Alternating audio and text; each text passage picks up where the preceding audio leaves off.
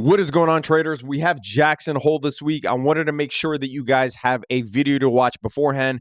I have some insane Jackson Hole data that we need to go over because there are a lot of questions as to whether Jackson Hole is something that might crash the stock market or something that might be a non-event. So I have all of the Jackson Hole data for you going back to 1998. Thanks to Fundstrat and Bloomberg, we are going to be going over this, and then I'll be giving you my updated analysis on the S&P 500, what I think the stock market is going to do. So far, no surprises. So far, our hedges have netted us 60 to 70%. And I'm going to be telling you what I think about the stock market, when I think we will see a bottom to this correction.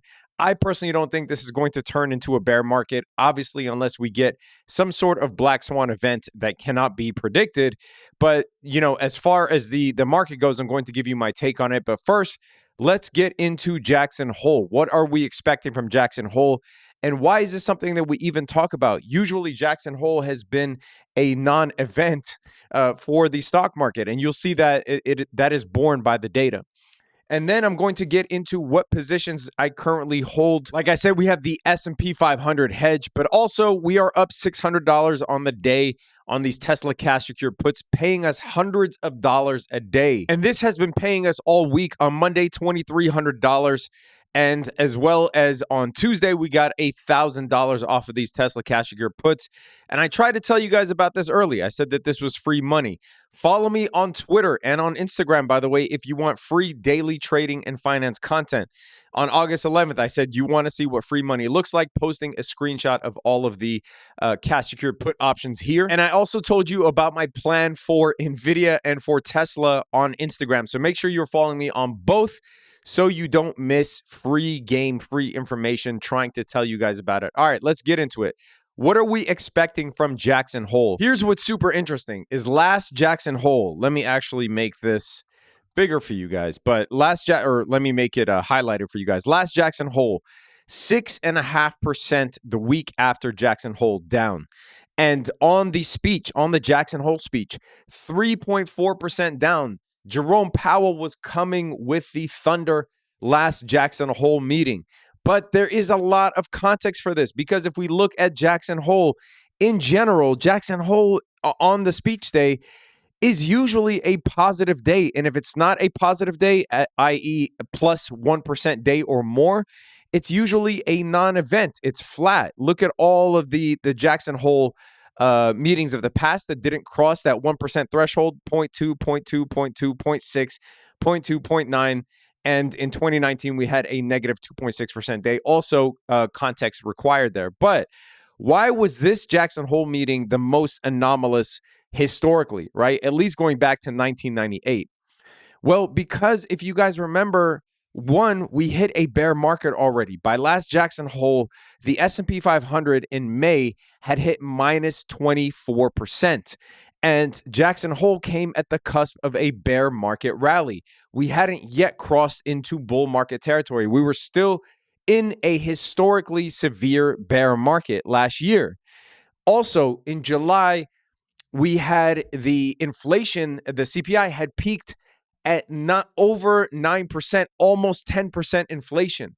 So we were coming off of an almost double-digit CPI month, and we were already in a bear market. So what did Jerome Powell say that spooked the market? Let's go back and watch it. This is from last year. Let's watch a little bit of it, and we'll provide more context. Reducing inflation is likely to require a sustained period of below-trend growth.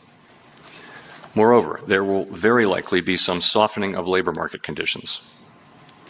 While higher interest rates, slower growth, and softer labor market conditions will bring down inflation, they will also bring some pain to households and businesses. These are the unfortunate costs of reducing inflation. So he used the term pain. He said that we're going to see an economic slowdown. He said that the labor market is going to tighten, basically just a nice way of saying people are going to get laid the fuck off and wages are going to go down, something that hasn't really happened. It is starting to happen a little bit, but hasn't really happened. And that is something that I fear with regards to this Jackson Hole speech coming up on Friday, August 25th. But we were in a bear market rally. The market was not believing the Fed at that time. The Fed had just started hiking rates in March of 2022. And so the market hadn't believed, or looked like the market had not believed the Fed. We did hit a bear market, but then in June, we started rallying and we got 18% rally on the S&P 500. And so the Fed, even though there is no Fed meeting in August, the next Fed meeting is September, they usually skip August, the Fed wanted to make sure to take the opportunity to put the kibosh and smack down the markets, punishing them for this bear market rally for not believing the Fed. And that's exactly what happened. And from August to October, we had mayhem leading to the bottom of the bear market so far in October of 2022. So that is the story. That is why last year's Jackson Hole was historic. And now we are paying attention to Jackson Hole. Otherwise, Jackson Hole is a non-event. Look at the average. The average move going all the way back to 1998 for Jackson Hole is 0%, exactly flat. Meaning, guys, this is a non-event usually, right? Last year is just what spooked and haunted most people. So this Jackson Hole, I personally don't think there will be a ton of surprises. The Fed has already put the pressure on with regards to interest rates. We are already at a 5.25% interest rate, Fed interest rate. We see yield surging, right? The 10-year is back to highs that we haven't seen since 2007. The only thing that scares me is this right here, something that I've been telling you guys on and on again, that the Fed does not like to see these wages here. The Fed wants to crush wages, wants to bring up unemployment. This is from Nick Timiraos, who's the Wall Street Journal journalist. You can see here that the Cleveland Fed is forecasting a huge drop in wages. Guys, I've been saying this all along. The Fed is coming after wages. It's not necessarily CPI or core CPI. Yes, that's important, but they want to make sure that people do not have money to spend, right? And so now you are seeing wages flattening out. And we will likely, if rates stay higher for longer, we will likely see a decline in wages. I personally think the Fed is going to raise one more time. I don't know if they pause in September, raise in October, or vice versa, but I think they will raise one more time to take wage growth down, because wage inflation has not come down. CPI has come down, core CPI has come down. The secret reason, the real reason why the Fed wants to keep their foot on the gas with regards to interest rates, even though inflation supposedly came down from 9% to 3%, is this right here, right? This is going to be the final blow to the economy. Now, can they do this without ruining the economy? I don't know. That's the soft landing versus no landing versus hard landing debate that we will likely see play out in 2024. But for now, I don't think that Jackson Hole is going to be a crazy event unless he directly talks about this and says we are going after wages, which I don't think he will. So I think it'll be more of the same. I don't think we'll get the reaction that we got last year. It could even be flat. It could even be a gainer day, right? We could see a green day. I do think that this correction with regards to the stock market, I put out my full analysis in the Academy, but I would welcome a drop to 4,200 to 4,300, right? I would love that. That would be the golden pocket of this previous bull market rally here, right? I would welcome that by September-ish, right? I do think the pullback will continue, likely bleeding into September. 4,300 was my immediate expectation, which we hit.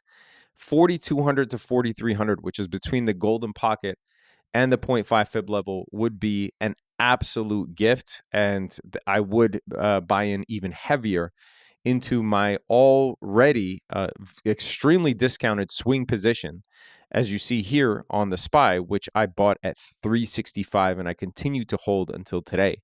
Right, the SPY at 365. Again, I mean, I put my money where my mouth is. I would never give you guys analysis without acting on it myself. Right, 365 SPY was around that October low when I told you guys that I was buying. right? I still have that SPY.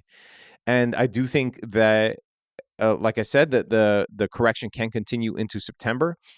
If you look at 1 month after Jackson Hole, so this is what the last 3 Septembers looked like. We usually have a red September in the 1990s and early 2000s. This is what September looked like, and then a few red September sprinkled in between. So September historically is the worst month for the stock market, and I would not be surprised to see that continue here. I don't think we'll go back to a bear market, but for the S&P 500, 4,200 to 4,300 would be an absolute sweet spot. On the SPY, that's around between 410 and 420 would be an absolute sweet spot if we can get there. Wow, we are now up 645 on the day, doing absolutely nothing, just selling Tesla cash secure puts and keeping those open. Free money, like I said.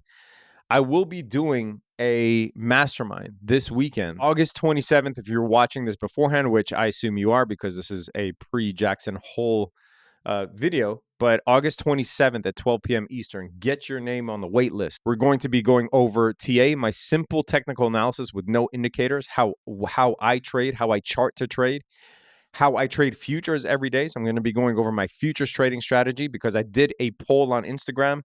And most of you do not trade futures. You trade options and you trade equities. Futures are the way if we're talking about leverage instruments. And then how I leverage options in an easier method than just buying calls or buying puts and guessing, which is essentially like gambling for most people.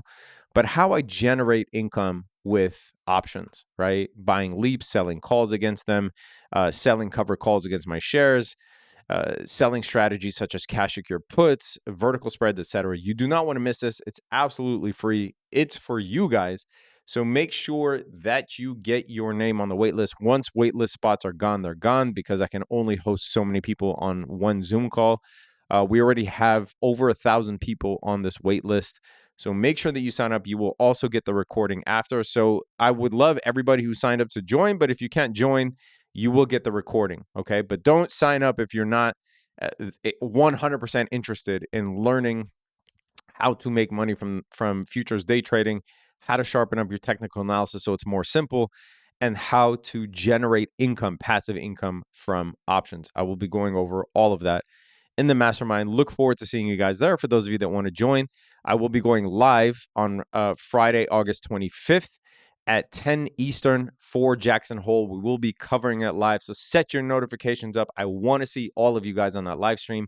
And of course, we will be doing live trading, and it will also be a fundraiser for Maui, as all of our live streams have been. Anyway, a whole mouthful. That was a big sign off. Hope to see you guys at the mastermind. Hope to see you guys at the live. Leave a comment down below. Let me know what you got out of this video. Let me know if you agree or disagree. Would love to hear from you. Hit that thumbs up, subscribe to the channel, hit that notification bell. Stay safe out there, traders. Peace.